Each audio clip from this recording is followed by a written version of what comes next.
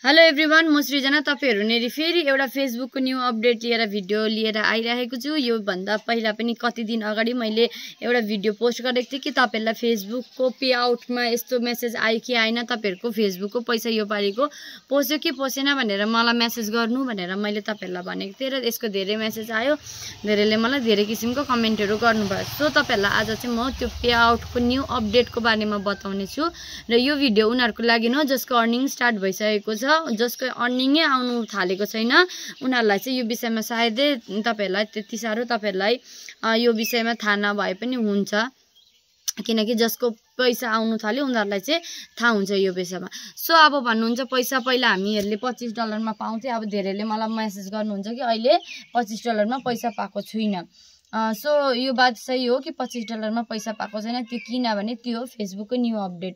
फेसबुकको new update अनुसार चाहिँ तपाईहरुले अहिले $25 मा पैसा पाउने छैन।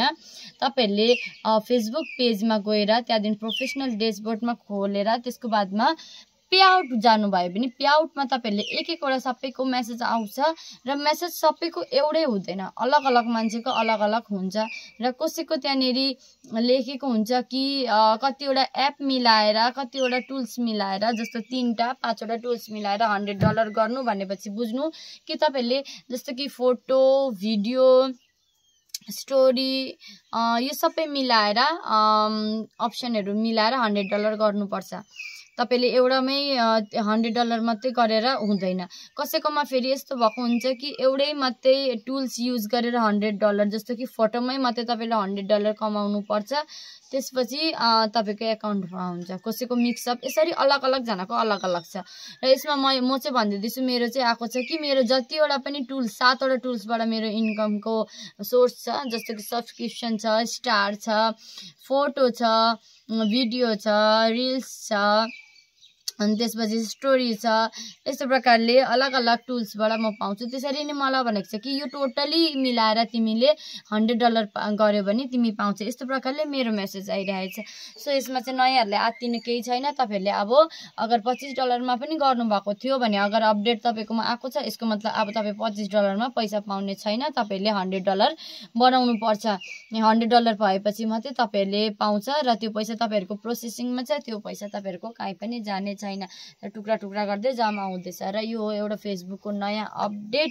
यसमा डराउने केही छैन। जस्तो प्रकारले फेसबुकको नयाँ नयाँ अपडेट आइरहन्छ, यो भन्दा पहिला पनि धेरै अपडेटहरु आइरहेको थियो, सो त्यसमा डराउने केही पनि छैन।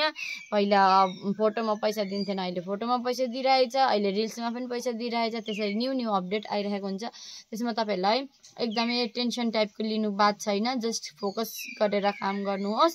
पैसा त $100 पुगिहाल्छ, किनकि अहिले तपाईहरु चेक गर्नु होला कन्टेन्ट मोनेटाइजेसन पाउनु भएको छ भने चाहिँ त्यहाँ चेक गर्नु होला। तपाईहरुले त्यहाँनेरि राम्रो गरेर पैसा दिदैछ। पहिला जानेरी कम्ती दिदै थियो, त्यसमा पनि धेरै धेरै दिदैछ, धेरै जनाको दिदैछ, त्यो चेक गर्नु। त्यसमा तपाईलाई केही पनि प्रब्लम छैन र यो अपडेट हाम्रो राम्रैको लागि आएको होला जसम्म लाग्छ र फेसबुकको नयाँ नयाँ अपडेटको लागि नि सबैजना रेडी भएरै बस्नुपर्छ। म पनि प्रिपेयर हुन्छु कि कुन टाइममा कुन अपडेट आउँछ।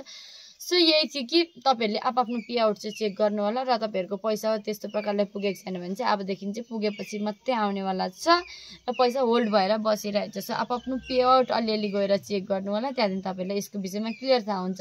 अझै पनि के सोध्नु छ भने तपाईहरुलाई मलाई पे आउटको स्क्रिनशट दिएर सोध्न सक्नुहुनेछ, म तपाईहरुलाई भन्नेछु। र आजको भिडियो यहीसम्म। कस्तो के लाग्यो भन्ने होला। Bye bye.